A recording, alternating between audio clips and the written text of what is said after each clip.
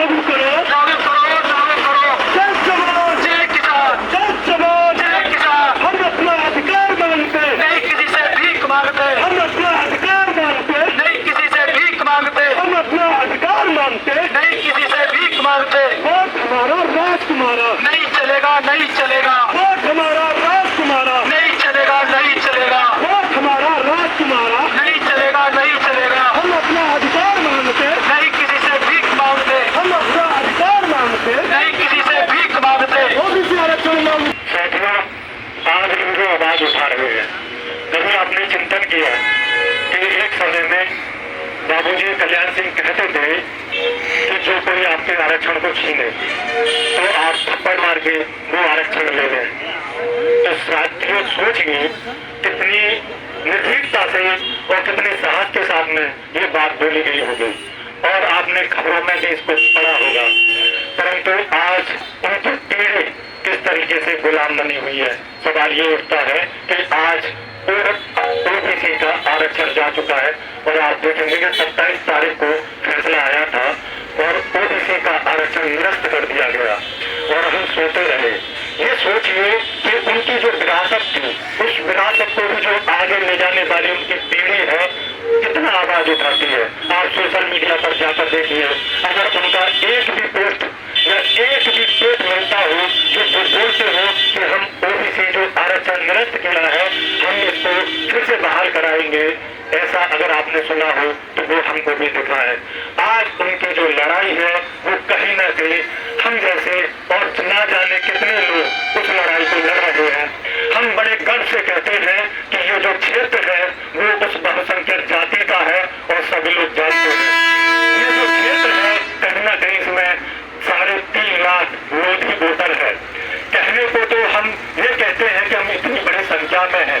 आप देखिए कि अगर बात करें अतरौली की बात करें या फिर दिवाई की बात करें या एटा की बात करें, यहाँ पर बहुसंख्यक आबादी में हमारा ओबीसी समाज के साथ में विरोधी समाज है।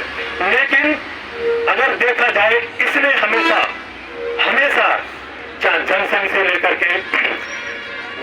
लेकर के जो भारतीय जनता पार्टी बनी उसका कदम से कदम मिलकर के साथ दिया है, हमेशा उसके साथ रहा है, उसी के लीडर बने हैं। परंतु एक सवाल अपने मन में जरूर सोचिएगा कि उसने हमको क्या दिया और हमने उनको क्या दिया। हमने उनको गद्दी दी, लेकिन उनके एवज में हम लोगों को क्या मिला। क्या आप जानते हैं कि अगर आप इस बात को थोड़ा सा सोचिएगा जरूर कि आपके कोई भी घर में कोई एक्सीडेंट हो जाता है, कोई बीमार हो जाता है या कोई भी परेशानी हो जाती है तो आप कहाँ लेकर के भागते हैं।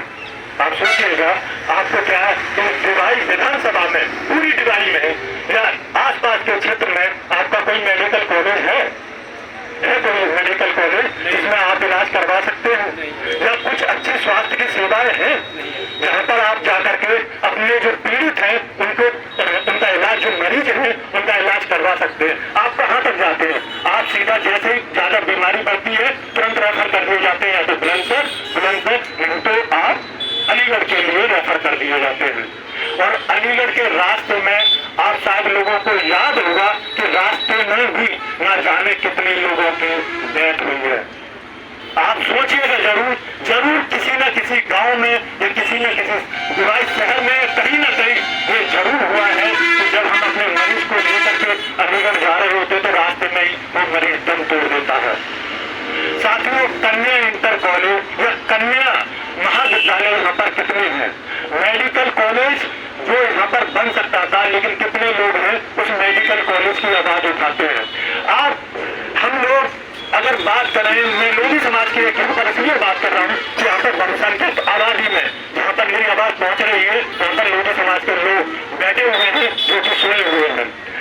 हम बात करते हैं, अगर हम करें समाजवादी पार्टी की तो हमें चिढ़ होती है कि उन लोगों ने जो सपा सरकार के लोग हैं उसमें यादव कम्युनिटी का जोड़ रहा है, उन्होंने अपने लिए किया, सारा कुछ अपने लिए किया। लेकिन वो लोग जाकर के देखें सैफई में कि आज जो सैफई है वो विलेज बना हुआ है, वहाँ पर मेडिकल कॉलेज, सड़कें, यहाँ तक कि एयरपोर्ट, वहाँ पर उतरने का सारा जो व्यवस्था है वो वहाँ पर लग चुका है। तो हमारी भी जाति के लोग मुख्यमंत्री रहे, हमारी हमारी जाति के भी आज भी सांसद हैं, हमारी जाति के भी मंत्री हैं, फिर वो क्यों नहीं करते? आज वो सत्ता में बैठे हुए हैं, कोई सवाल पूछेगा? कभी कोई सवाल नहीं पूछता है। सबको बहुत चिढ़ होती है कि हमने उंगली क्यों उठा दी, एक सवाल क्यों पूछ दे? उन्होंने अपनों के लिए किया, चलो ठीक है, तो आप अपने लोगों के लिए क्यों नहीं कर रहे? सवाल ये भी तो पूछा जा सकता है। फिर कहते हैं कि बसपा की बात आती है तो हम कहते हैं कि उन्होंने ऐसी जाति और ऐसी जाति में खासकर ज्यादा जो है उनके लिए किया, तो आपकी जाति के भी तो रहे, जब आपकी जाति के रहे तो वो क्यों नहीं कर रहे? सवाल आपने कभी पूछा? या वो आते हैं अवंती बाई पर माला पहनाते हैं और वो चले जाते हैं, या कहीं पर बड़ी बड़ी मीटिंग होती है और वहां पर कहते हैं कि हम क्षेत्र में आकर के और हम क्षेत्र का विकास करेंगे, पहले उनके दादा फिर उनके बेटा फिर उनके बेटा, क्या हम उनकी ही गुलामी करते रहे? क्या हमारे पूरे लोधी समाज में कोई लीडर नहीं बन सकता या कोई उसकी आवाज नहीं उठा सकता? क्या खास एक घर ही उस सारी समाज की आवाज उठाएगा? मैं आपसे पूछना चाहता हूँ कि आपके परिवारों में जो बच्चा आज 8वीं क्लास में पढ़ रहा होगा या इंटर क्लास में पढ़ रहा होगा या कहीं से ग्रेजुएट हो रहा होगा, क्या उसमें इतना बुद्धि या उसका बुद्धि का विकास नहीं हुआ है? क्या वो नहीं जानता कि हमारा हक और अधिकार क्या है? वो आवाज नहीं उठा सकता? क्या कुछ खास लोग ही यहाँ डिवाइस क्षेत्र में आकर के आवाज उठाएंगे? साथियों, सोचिए कि जब से हमारा देश 75 साल हो चुके हैं और उन 75 सालों में हमारे इस दुबई में कितना विकास हुआ है। ये हमारे एनसीआर रीजन में पड़ता है। आप देखेंगे कि कितना दूरी है दिल्ली से लेकर के यहाँ तक की, परंतु इसका विकास क्यों नहीं हो पाया? औद्योगिकरण क्यों नहीं हो पाया? अगर आप एक और मैं कहूँगा, इस समय केशव प्रसाद मौर्य है, अनुप्रिया पटेल है, संजय निषाद है और ओबीसी के ना जाने कितने नेता हैं, वो आज ओबीसी का आरक्षण नगर निकाय चुनाव में खत्म कर दिया। उस पर अपनी आवाज क्यों नहीं उठा रहे? बताइए, उनसे पूछिए कि वो आवाज क्यों नहीं उठा रहे? क्या वहां पर उस पार्टी में सिर्फ दरी और चटाई उठाने का ही कार्य करते हैं? जब उनको स्टूल दे दिया जाता है, आपको याद होगा 2014 के चुनाव में कि केशव प्रसाद मौर्य को एज ए सीएम के रूप में उनको घोषित किया गया था कि अगले कैंडिडेट सीएम के रूप में केशव प्रसाद मौर्य होंगे, और पूरे प्रदेश में सभाएं चली और वो पार्टी जीत जाती है। और पार्टी जीतने के बाद में कौन सीएम बनता है? आप मुझे बताइए, मेहनत कौन करता है और बनता कौन है? और कितनी दिन पहले डिक्लेयर होता है? मात्र 2 दिन में ही कैंडिडेट डिक्लेयर हो जाता है। सभी को पूरा उम्मीद होता है कि केशव प्रसाद मौर्य ही सीएम बनेंगे, परंतु फिर क्या होता है? कुछ ही दिन में बैठा दिया जाता है समझ। यही होता है और यही होता आया है। ईडब्ल्यूएस में देखिए, जब ओबीसी का जब मंडल कमीशन लागू हुई तो ओबीसी का जो आरक्षण मिलना था तो उसमें बोल दिया जाता है कि हम संविधान में 50% से ज्यादा का प्रावधान नहीं कर सकते, लेकिन बात आती है सवर्णों की तो ईडब्ल्यूएस के नाम पर 10% का आरक्षण दे दिया जाता है। तब संविधान की कोई भी अनुशंसा या कोई भी ऐसा नहीं रहता कि उसकी लिमिट क्रॉस हो चुकी है। ईडब्ल्यूएस के आरक्षण का जो फैसला देने वाले वो कौन लोग थे? वो 5 जज कौन थे और किस जाति से थे? आप देखिए, सवर्ण जाति से 5 जज थे।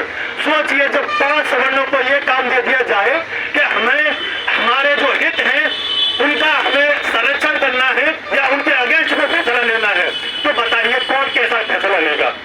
उनको अपने संरक्षण देगा, अपने बच्चों का भविष्य देगा, इसलिए उन्होंने ईडब्ल्यूएस को 10%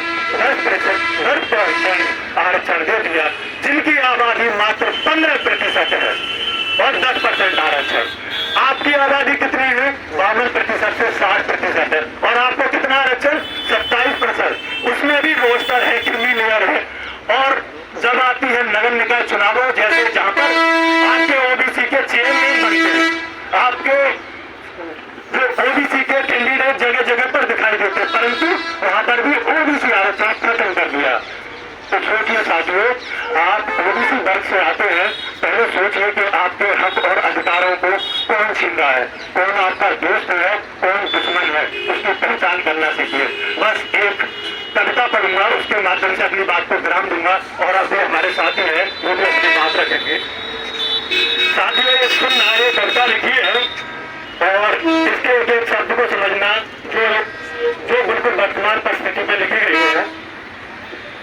आज रोम रोम मेरा रहा पुकार, आज रोम रोम मेरा रहा पुकार, कल कतरा कतरा चिल्लाएगा, जुल्मो सितम की हर कहानी तो वक्त सदा दोहराएगा।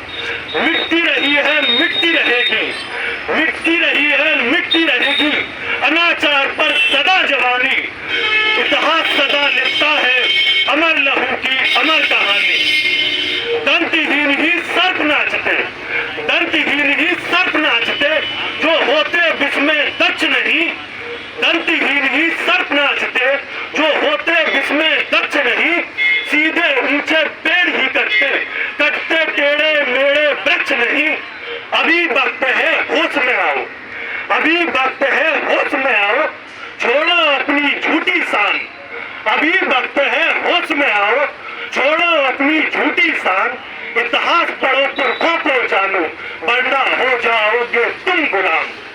साल 74 से मिला क्या तुमको, साल 74 से मिला क्या तुमको, आगे क्या मिलने वाला है, जो मिला था अब तक जो तुमको, जो मिला था अब तक जो तुमको, वह भी जाने वाला है। निजीकरण का जोर है बंधु, निजीकरण का जोर है बंधु, आरक्षण जाने वाला है, निजीकरण का जोर है बंधु, आरक्षण जाने वाला है। पौना पंडित मनुवाद का युग फिर आने वाला है। धन संपत्ति शिक्षा व्यक्ति, धन संपत्ति शिक्षा व्यक्ति का अधिकार तुमको न होगा, धन संपत्ति शिक्षा व्यक्ति का अधिकार तुमको न होगा। संविधान का महत्व घटेगा, संविधान का महत्व घटेगा, नारी का सम्मान न होगा।